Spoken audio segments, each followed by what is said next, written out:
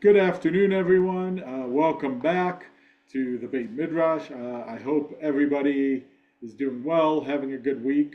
And if you're not having a good week, it's almost Shabbat. So, I mean, it's already Mhm. Thursday. And as I say, you know what the best thing about Thursday is? Tomorrow is Friday.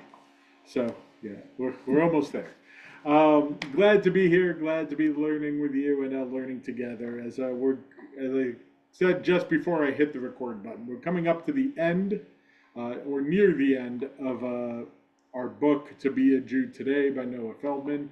So, not yet, but if you want to start thinking and brainstorming of other books you'd like to read, um, start doing so, and we'll take some suggestions and vote, and I will make sure all the voting machines are working before the vote happens. Um, but we are still in To Be a Jew Today. So we're on part three, chapter two, on The Chosen. Uh, a fine book if you haven't read it. But any opening thoughts, comments, questions that popped up to you?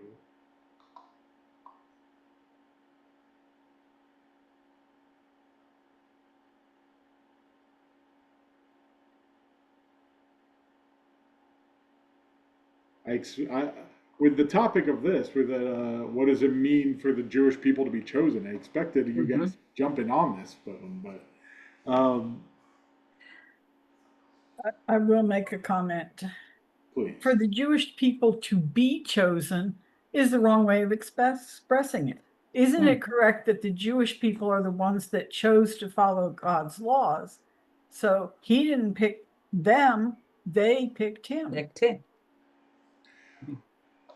So we'll get to that in a moment. That's part of the what he describes as the progressive view of it. Is that um, you choose and are that it's kind of a mutual choosing, so to speak. Um, the question when people talk about the Jews as the chosen people, the question always becomes chosen for what exactly? Um, what exactly is the question, or what is the statement being chosen for? And reading this chapter, I'm not sure we necessarily agree on what that means either, and what it means for us to be the chosen people. Yes, Barbara. So I wanted to say one more thing, and that is in the Parsha coming up, which is the last chance or the last lecture that Moses gives to the people, and the people are standing around, and that's how you get the name of the Parsha. Something. Um, Moses is worried that they're not going to continue to choose, or that they're not going to choose. And he lets them know that, hey, I'm not only talking to you, I'm talking to all your future generations. So he's actually talking to us. Now, I don't know what Moses's voice sounds like, but maybe you'll give a little demonstration on Shabbat what Moses' voice sounds like.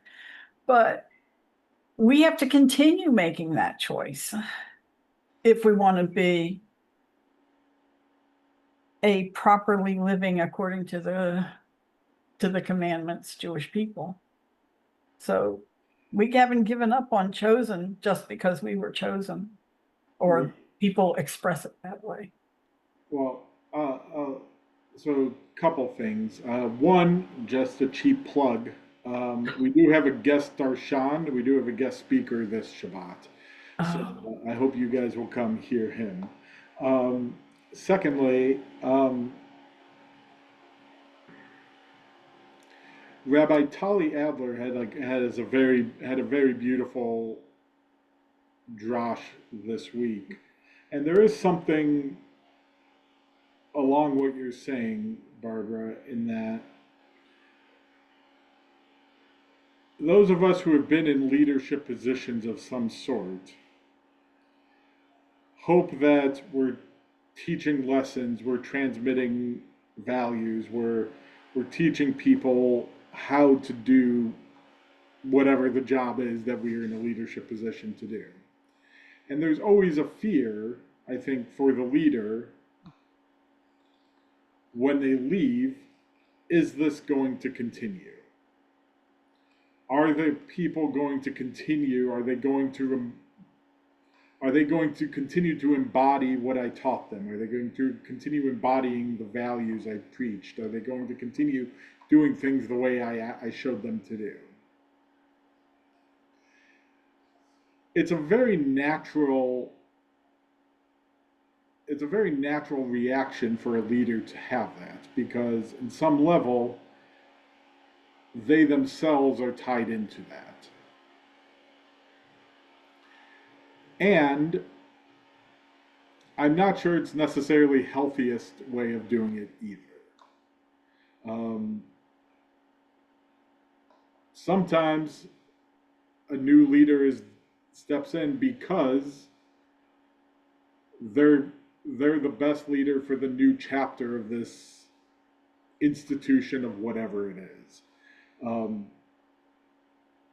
There's some hint that Moses was the right person for the Exodus, but not for the conquest of the land following. And that Joshua takes his place because he's got the better personality and the better, he's better equipped for this new chapter than Moses is. But there's still that fear of what's going to happen when I'm no longer here. And Rabbi Adler has a nice drash in which she argues that by giving this final speech, Moses is with us in every generation, and that Moses is with us at all times, and that every time we read the words, Moses is still there with us and still speaking as if we are there now. Which is a beautiful way to think of it as a leader, of his fear that the people won't remember him, but thousands of years later, we're still remembering him constantly.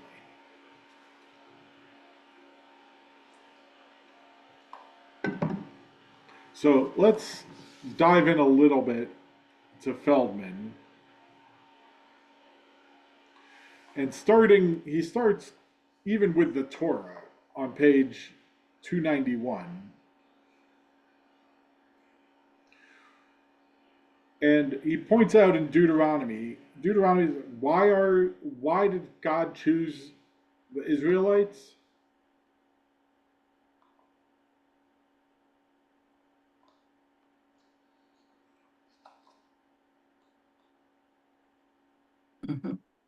Gives a whole list of things that we're not.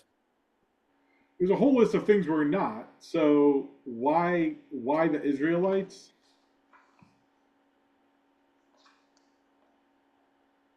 The promise to the forefathers.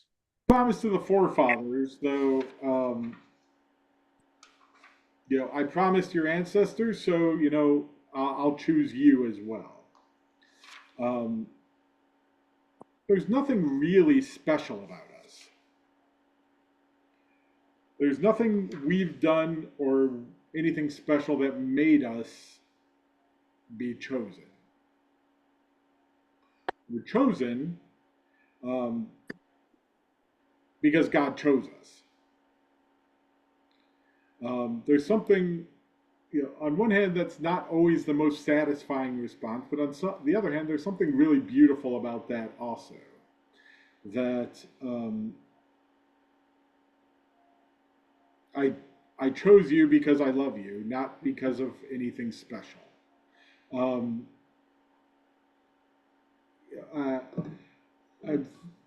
reminded a little bit that my teacher, Mimi Feigelson, used to say when she was working with married couples, the first question she'd always ask them is, there are 8 billion people in this world, and that means there's about 4 billion of, the person of your preferred gender that you would like to marry, that you could marry.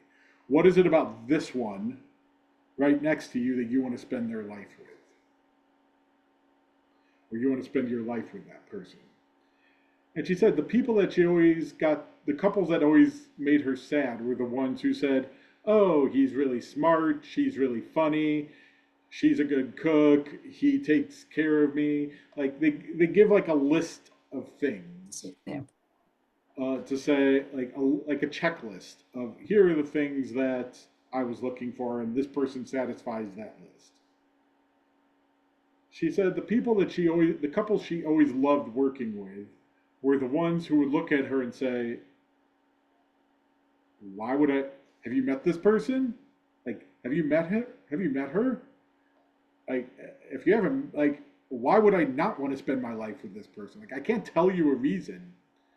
I just know that after our relationship, this is the person I'm meant to spend my life with. I can't give you reasons, but just look at her and she's amazing."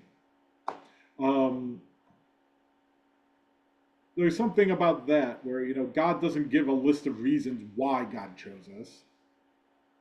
God just looked at us and said, yes, them. That's them.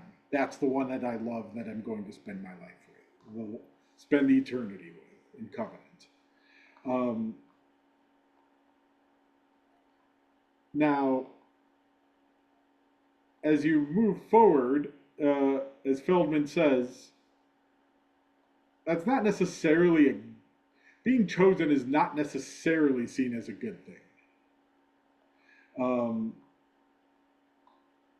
you look at he quotes Hosea of who God says you're going to marry somebody who's going to constantly be cheating on you, but I want you to do that because that's the same way that people treat me. And as he says, that's not the sign of a healthy relationship. So there's kind of a trace here of um,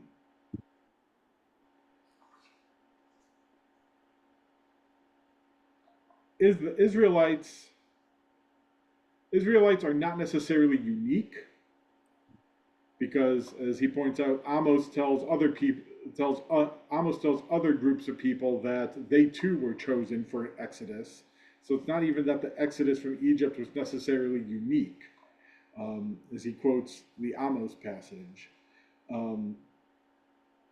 It's only unique in that once we turned from what he calls a henotheistic to a monotheistic structure, from this is our God and this is the one that we're in relationship with, but there are other ones. Once we made a move from there to there's only one God and no other exists, then that chosenness takes on a different mode and takes on a different meaning. That if there's only one God who only chose one people, then that means those people do inherently have to be something special that this one God would have chosen them. I'll pause for a moment. Thoughts, comments? Yes, Esther.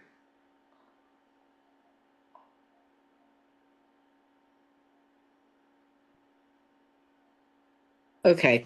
I have heard several times from a variety of, I guess, sources, both religious, non-religious people, that this chosenness concept that God offered the Torah to different people and different groups, and we were the ones that said, okay, we'll take it. And that's what the chosenness is about, which again feels like what you were talking about in terms of mutual chosenness, but it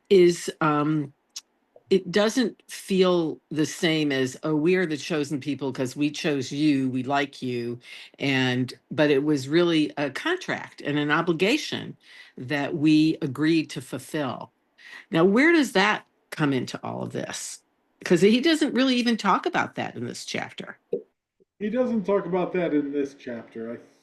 I can't remember if he cites it elsewhere.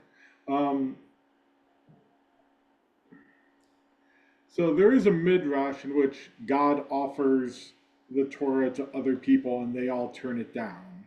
But if you read the midrash carefully, the reason they turn it down is because the terms they can't possibly fulfill. Mhm. So if you read it, God sends it to the Ishmaelites, and the Ishmaelites say, "Well, what's in it?" And they say that you shall not steal. And they say, "Well, we're the ones who stole, like we're the ones who took Joseph, so like we can't fulfill that covenant because your Torah also says that we did this."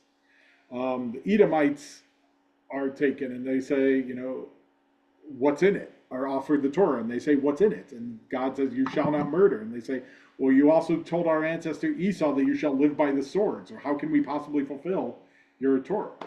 Um, so there's something almost circular there also, in which they reject it because they know they can't fulfill it. Now, I do think I do think that midrash gets thrown in often in um, more progressive circles because it does say that the Israelites freely and openly chose to follow God without asking what the terms of the covenant were. They kind of blindly accepted them. And that kind of love and belief and faith is what made them special. Mhm. The the challenge with that is it's not the only midrash out there that says how the Israelites decided. So I think I do remember early on he cites another midrash in which God holds the mountain over them and says either you accept this or this will be your grave, and they say okay, we'll take it. Um, so some of it is, and I think this was his point in part one. Part of the question is which midrashim do you put an emphasis on? Mhm. Which one do you hold up as a high value? Because there are conflicting midrashim that try to say different things, and for the record, I don't think that's a bad thing either, because I think each midrash is trying to teach a different lesson and uh, display a different value and make a different point. They're not all meant to reconcile with each other to create a coherent narrative. They're there to teach a value. And so I think those midrashim teach very different values, but they're both. It depends which value you're holding up as the prime value that you're wanting to guide you in your life. So I think the traditionalists would hold the the second one with the mountain being held over their head as Mhm. a higher value one because you are obligated to this covenant no matter what, and that you know, the terms are non-negotiable, and God is not in the business of negotiating. This is the covenant, and this is what you do. Mhm. Whereas I think progressives will hold up the one that you mentioned because it is more of a free choice that the Israelites chose blindly to take on the covenant. Mhm.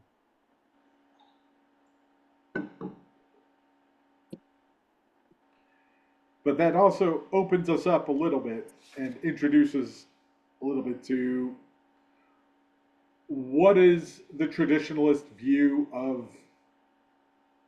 of being chosen.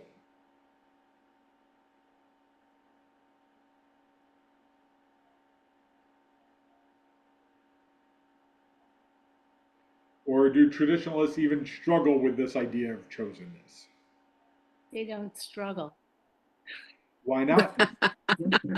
And more and more, I think I'm wanting to be traditionalist. It's just like it's easier just to get along. No, that's not. I mean, no, that's not. I mean, that's not kind at all. I mean, their beliefs are their beliefs, and they are strong and unwavering.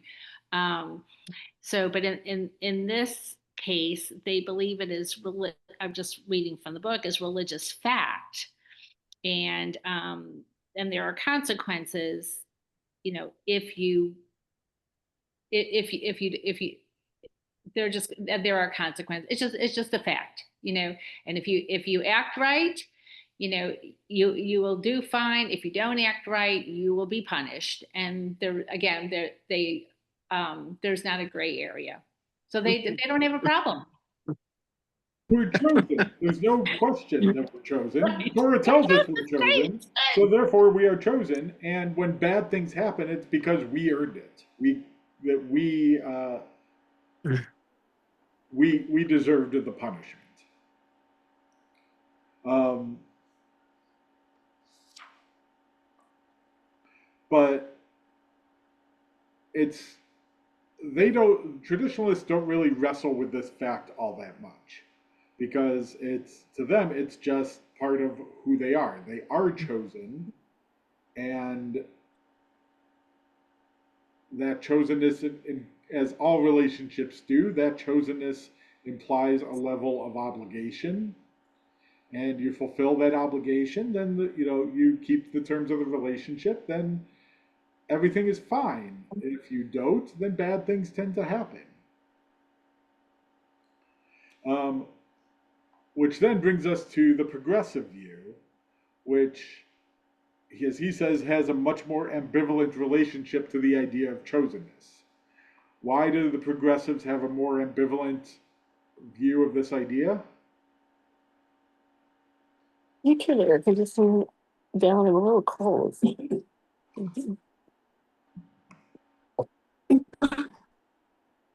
Because it sounds elitist and exclusionary to say we're chosen.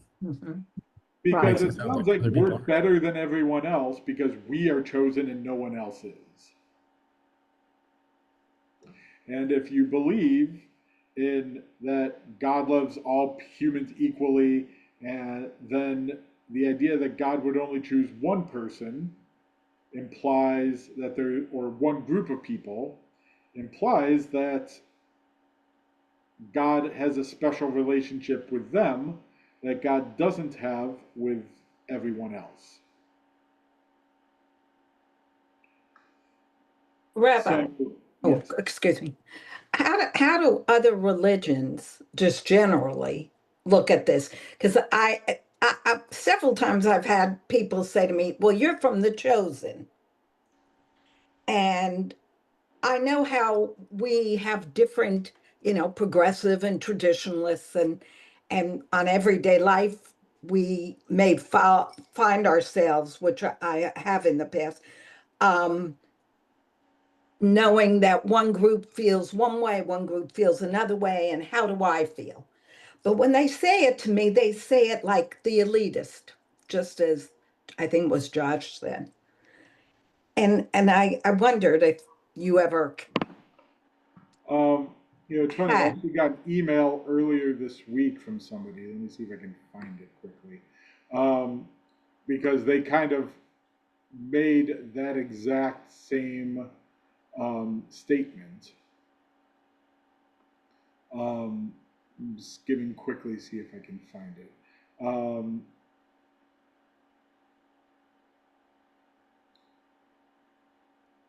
They basically said, oh, that's last week, so I must have missed. They basically said, as a Jew, you are part of the chosen people who were chosen to receive the covenant, but you only received half the covenant, and I really hope one day I pray for you that you'll receive the other half of the covenant. Which is a little bit of a twist on this concept, right? That it's, you were chosen as kind of the introductory part, but it also implies that I am chosen for, like, I and my people were chosen for the rest of it. So that I think that's one way that they look at it is, he mentions it on 292 that Paul universalizes God's love to all Christians, and then ascribes to the Jews permanent and distinctive punishment for killing Jesus. So that they are chosen for punishment for their past actions. Islam takes a slightly different view that each people have their own prophets, but that they were chosen through Muhammad to get the last and the greatest prophecy. And so, in some sense, each of them both of those kind of admit to a level of chosenness for the Jewish people, but with a asterisk with it, that you were chosen, but not as chosen as us. Barbara Ayland. I was You're cutting out. I can't hear you. sorry. There you go. To do about that. Is this better? Yes. There's a way of looking at chosenness that's meaningful to me that he did not touch on. And I like to think of it as maybe an oldest child. So if all the peoples of the earth are God's children, then perhaps the Jews are the oldest child. And we certainly don't love our oldest child more than other children, but there is some difference. There is some connection of the child who made you a parent, who has responsibilities in some ways that the other children may not. I don't know. I like that idea because it's not better, but it is different. Yeah, he doesn't tackle it in that sense. No. If we're talking about the progressive theory, how does the progressive camp look at the idea of chosenness? As light unto the nations, so that you have a specific job to do. Right. That we have a prophetic moral truth that was given to us, that it's our job to universalize that truth to all people. Though he says, I think he seems to imply that modern progressives, that was kind of the classical way to look at it, but that modern progressives are even that's a little more hesitant now, because that still assumes that we as Jews have a superior moral knowledge that others don't. And if you take the idea that other cultures and societies have equal morality and equal wisdom, then even that doesn't work. And where I think he largely ends up, story 297 and 298,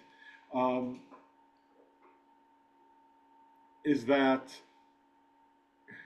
history and the world kind of slowly demonstrate and unveil and reveal what God is actually, the universal truths that God wants us to know about, and what God wants us to live by.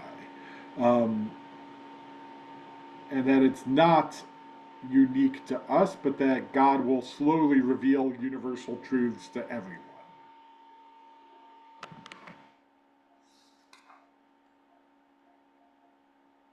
And in that sense, that comes back to what Esther's point was before, and I think that Barbara said at the beginning, that some of it is self-chosenness, that you choose to be Jewish and identify with the Jewish values of tikkun olam and social justice, and that by doing so, that's part of your covenant with God, is your choice to be able to do that.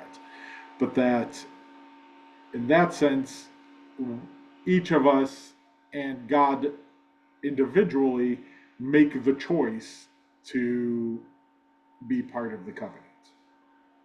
Lisa, I saw your hand up. So I hear from evangelical Christians the following sentiment that the Jews are God's chosen people, God's special people, and not like they resent us and not like they want us to accept the other part of the covenant, but just you are special and chosen, so we are going to love you because of that. And I don't know if they see themselves as better or better than us still, but the way they express it to me is just that because God loves you in a special way, we're going to love you in that special way too. And so I'm wondering how you take that.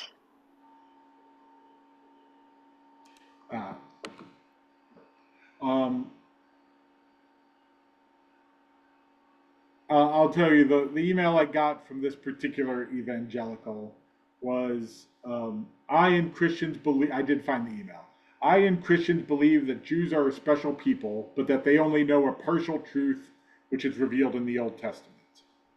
The rest of the truth is revealed in Jesus in the New Testament. I pray that God will reveal the full truth to you. Below is a link to a video that I saw that you might like to watch, which I didn't watch, but I thought it was very nice that he found it for me.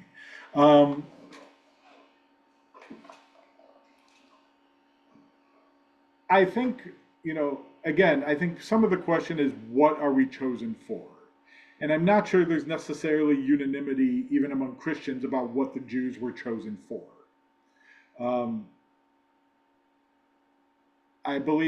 I think some of them see it kind of like this individual, that we were chosen to reveal the beginning of the covenant that could not, through which the full covenant of the New Testament couldn't be fulfilled without it. And so we were chosen for that, but that we only have, half the argument. I think others see along Paul's line that we're chosen for something, and that we are necessary, but we're still necessary for a means to an end. Whether it's because Jesus won't return until we are all gathered in Israel, or whether it is that we are chosen for punishment because of our actions towards our ancestors' actions towards Jesus. That's all. I don't even know if there's uniformity. I don't know if there's even uniformity in belief around evangelicals about why we are chosen as Jews. Stuart? I know in the chapter, the whole subject of anti-Semitism was raised. And, when we're talking, part of what our discussion is today is talking amongst ourselves about Jews and how we look at being given the moniker of the chosen people. But anti-Semitism is largely something with the external world having this feeling. And there's been a lot of, I think, very good points made on many sides of this issue today. But I'd be interested, Rabbi, when you encounter someone that you feel is anti-Semitic, they may have one of a number of these reasons to feel anti-Semitic. How do you counter that? I mean, I think the whole thing about being elitist, feeling like we're elitist, is an important part of it. But how do you counter that when you're talking to someone?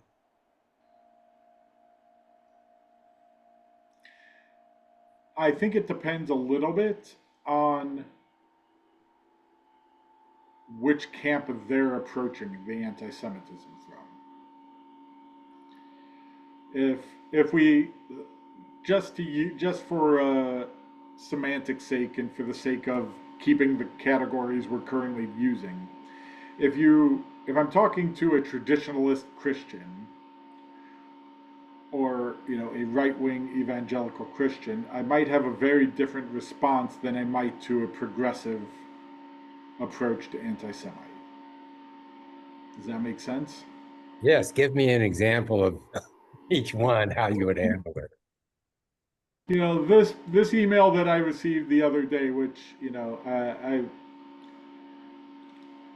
don't know if it was anti-Semitic or not, but in the end I didn't respond, partially because we are 4 days from Rosh Hashanah, and I didn't have time to deal with it. But I think there's one question of which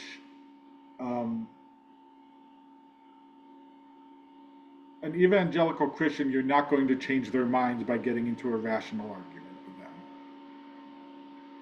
You can point out why some of these ideas are problematic. You can point out why that's offensive. You can point out why that's hurtful. You may or may not change you're not going to change necessarily their minds, but you can at least make them aware that what they're doing is hurtful.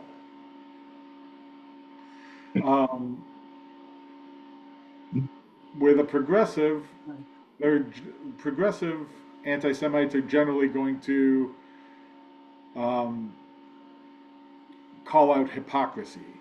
That if how can you claim to be the guardians of a particular moral truth and then do the things that you do? And I think a simple response, again, I'm not sure it's going to change anyone's mind, but I think a simple response, which I think Feldman alludes to also in this chapter, is we're still people. We're still human beings. And human beings inherently are imperfect. We inherently have limited knowledge. We inherently are living in a world that is not perfect in and of itself. And so, yeah, we're going to make mistakes.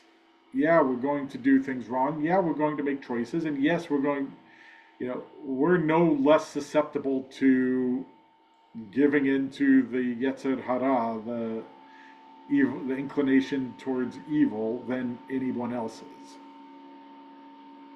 Our challenge is to rise above that, and that's what we tried to do, but we're going to make mistakes, and we're not going to have 100% success rate in overcoming it each time either. Sharon? Yes, kind of with the evangelistic comments that you are alluding to. What I understand in talking to folks like that is that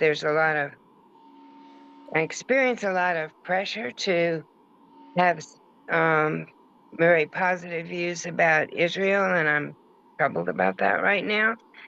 And that it's a necessary part of how they see the future playing out. That I might get this wrong, but the Jews need to kind of lead the people to Israel, and we'll all go to salvation. You probably know this story better than I do, but that it's very tied into Israel too. It's not just the chosen thing, and well, it makes it very hard because you're bringing in a lot of extra things there. I do think Issues. the two are intertwined for them. Yeah. Yeah. I do agree with Feldman on his point that there's something not quite right about us defining ourselves or our own chosenness based on what anti-Semites say about us. That there's something we should not be relying on them to define us. We should be Mhm. self-assured enough to define ourselves around that. Um, Also, I really don't think it's our job to fight anti-Semitism. Just putting that out there. Tell me what you mean by that statement. As a community, we think it's our job as Jews to fight anti-Semitism. But, you know, the black community doesn't see it as their job to fight racism. Mm. The Okay. LGBT community doesn't see it as their job to fight homophobia. Okay. It's women don't see it as their job to fight sexism. All of those exist, but the responsibility is really on everyone else to recognize the problem and the belief systems that they're holding and to change them. It's not really up to us to fix that for them. Thank you. Yeah, I agree. But Rabbi, I think that the blacks, the Jews, the LGBT community, the women, they have to be involved in pointing out and bringing to the attention of, if we're looking at government or something like that, to make changes. If women weren't involved, Bella Abzug, I mean, just go through all the women, we wouldn't have a lot of the lot of women in the positions that we can see them today. Agreed. Excuse me, if we didn't have suffragettes, I wouldn't be voting. I mean, women have to, the aware people in these groups have to do it. Is it all on them? No, society, here's where I do agree with you. Society has to make the proper response or the appropriate response. But we can't, I don't think we can easily say that it's not the responsibility of the person or the group that's being attacked, oppressed, whatever. They have to do something about it. I didn't say it wasn't our job. I didn't say we should do nothing. But Well, I'll put it this way: think how many organizations in the African American community exist to fight racism? Yeah. ACLU, yes, Yeah. a bunch. Maybe that and the NAACP. So maybe two. How many organizations do Jews have to fight anti-Semitism? Yeah, quite a few. Yeah. Like we I think are pouring resources into this as if it's our job to fix it. Um, yes, we need to be involved in it, absolutely, and we need to be able to call out when it is, absolutely. And I'm not arguing that point, but I think often as a institutionally we try to treat it as if this is a problem that we need to fix, and we pour a lot of money and resources into fighting and fixing something that we inherently can't actually fix ourselves. I think that's more of my point than um, saying we should absolve ourselves of the responsibility. To me, the point is that it's not something we need to change in the way we believe or the way we act in order to make people like us. Like, that's not going to work. And blacks don't need to be different so that people are racist because something in them, and people are anti-Semitic because of something in them. But on the other hand, if we have the smarts and the ability and the caring about it to make a difference in those other people, to me, there's nothing wrong with us working on it. Because if we're working on trying to teach them something where the problem lies, that's beneficial. It's not the same as trying to change something about ourselves. Correct. Again, I'm not sure we're disagreeing. like I'm not sure I'm disagreeing with either of the Barbaras here. Yeah.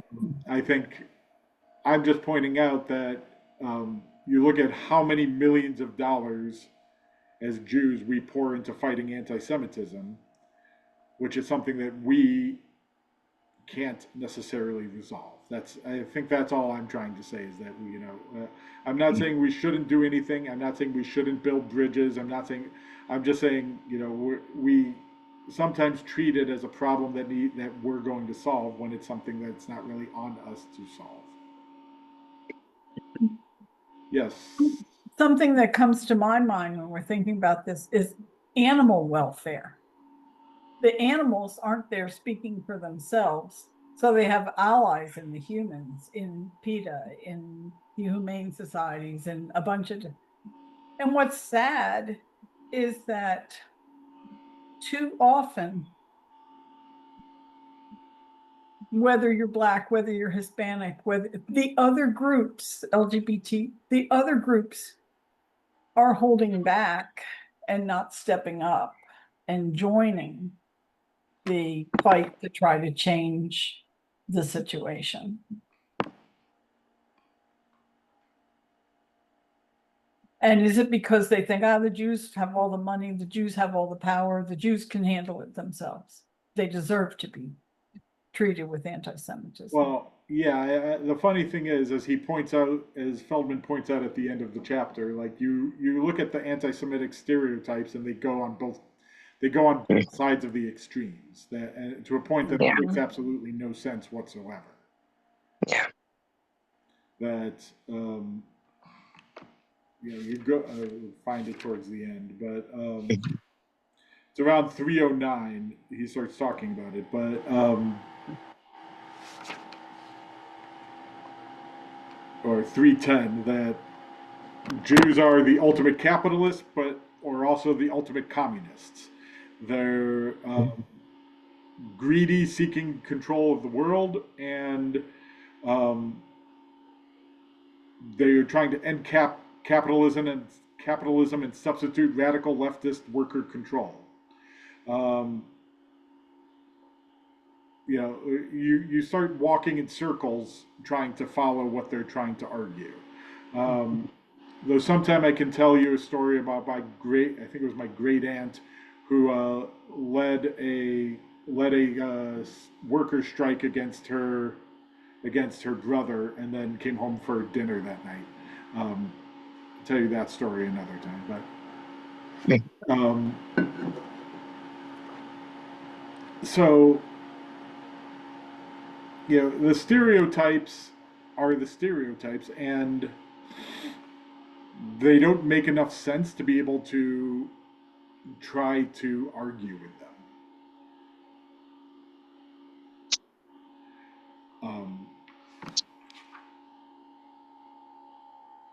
And he says that Jewish stereotypes and uniqueness is, I hope, more than that more banal one that stereotypes are misleading or unhelpful. That Jewish uniqueness leads to extremely suspect generalizations. And there's some that are positive, there's some that are negative around them. He has what I thought was a very interesting conversation about the secular view, that there's something about Jews that made them successful in certain areas. Which, if you didn't read it, I'd suggest going back to read it, because he paints it as more of a historical phenomenon that more historical phenomenon than anything that we as Jews actually did, which was a fascinating way to look at it. There's nothing special about us that made us big into medicine and science and law. It was just the historical circumstances by which we got into those that allowed us to be able to be successful in those areas. Yes, Barbara. It was also helpful that he brought up, we're not the only peoples that have lasted this long. There are other instances of historical peoples who've lasted even longer than us. So that was kind of eye-opening. And the other point he made that I agree with wholeheartedly, and I have thought this for a long time, is the idea of immigrants. Being an immigrant makes you special because the people that left where they came from are people with a lot of energy and hopes and dreams, and that in itself is going to lead to a lot of innovation. And you can see as we become second, third generation, even if we're not assimilated, we have the same, less drivenness because we're comfortable.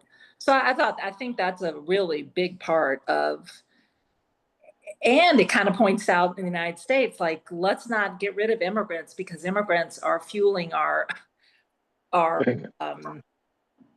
innovation in a big way. Yeah, it'll be somewhat interesting in a couple generations to see. He points out Asian Americans who are currently making the progress in a lot of fields that the Jews were before.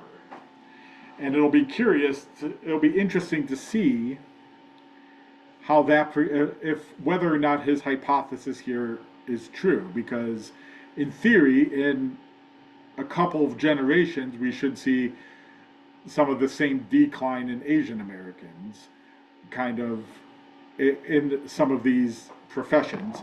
Not as an insult to them, by the way, just drawing out his hypothesis about Jews and immigration, whether or not it would apply to other groups as well, whether it applied to Asian Americans in the next couple generations, as they get comfortable and make it in Western civilization, whether or not we'll see a similar decline in certain fields in their children and grandchildren. Yes, Barbara Brandy. On page 308 in the tiny print, if you read small print, he particularly points out that it's not a universal characteristic of the Jews. So if you look at Jews from different areas, the Eastern European Jews, given a different time scale, given lots of different situations, have a different, or the view of where their financial status is compared to, in general, Jews from other areas of the Mediterranean. They're not the same. And so even more wider than the Mediterranean. But in terms of anti-Semitism, Jews get lumped together as Jews. Which I wonder, I think on some level that kind of proves that at least supports his hypothesis that there's something in the history of Jewish emancipation and the way that the Eastern European Jews moved west that supports the fact that there was something in that helped them become successful, that because as he says, like Middle Eastern Jews, for example, did not find that same success because they faced a different historical political circumstance. But it comes to, even in the United States, when the Eastern European Jews came, they were the bottom of the barrel. The German Jews who were already here were not exactly thrilled to see them, and they were already moved up the economic ladder. And it's I haven't looked at it to know exactly how much time we're talking about from, is it a generation, is it 2 generations, 3 generations? But there was a difference even back in the late 1800s when when a lot of our families were coming over from Eastern Europe. Those German Jews who had been here longer weren't crazy about having those despicable country boy Jews, or whatever, the ones that came out of Eastern Europe. Well, yeah, because many of the German Jews had been here and had found some success, and were more really similar. like these, poor old world Jews coming in. Yeah, there were many disputes about that. Within, you look at the history of different Jewish communities, there's a lot of that infighting between different groups as they immigrated in. And also different level of observance between more liberal reform versus the Orthodox that came in. Yeah. I'm sorry, Stuart has his hand up and I talked over him. I just wanted to make one comment. I'm not sure that the final answer is in about Jews and their success in our culture and other cultures. I mean, Jews were probably, compared to most groups, Jews were the most, had very little intermarriage over the years. So we've got a societal genetic experiment that you can follow, set up hypotheses and create an ability to follow this over time and see whether the Jews do project to be more successful even down the line or not.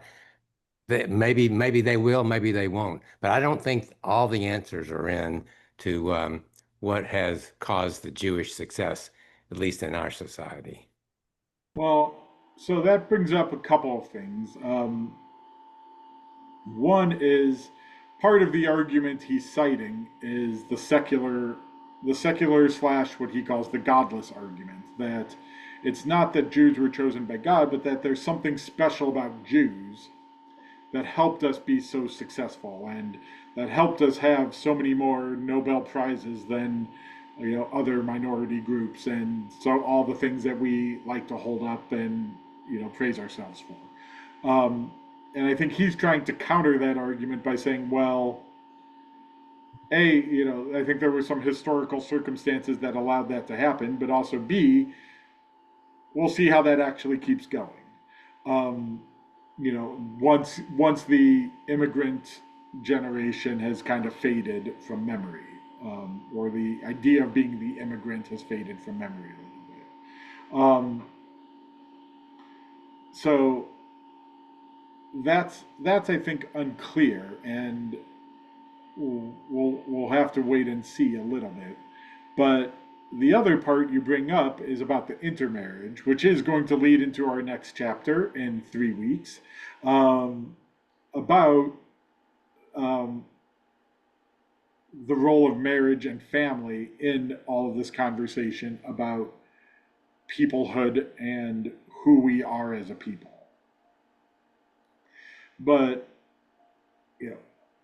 the one question I don't think he really answered, and again, it might just be because there's no uniform answer, is, when we talk about us as Jews being the chosen people, I think it's important to try to discern, what does that even mean? What does it mean that we're chosen? That we're chosen for what? And once we can answer that, then we can try to create a coherent thought around what that means to us and how we live our lives and how it influences our view and everything else. But part of what, just looking at even our conversation and what he talks about, there's no uniform view. Traditionalists, progressives, evolutionists, secularists, anti-Semites all have completely different ideas of what the Jewish people are chosen for. And so I think that's a good starting point of the conversation, is how do we start there to define what this idea of chosenness means to us as individuals, and then we can kind of play the trickle-down effect that he's introducing of, okay, if we have that idea of what it means for us to be chosen as an individual, how does that influence my views on Israel, my views on Jewish peoplehood, my views on God, my views on everything else in the world? So as we choose to observe the new year coming up in just a few days, I hope that's one of the questions we wrestle with and we try to understand is, when we talk about being chosen, what does that even mean to us? And we can work on everything else from there as well. Any concluding thoughts, comments, questions?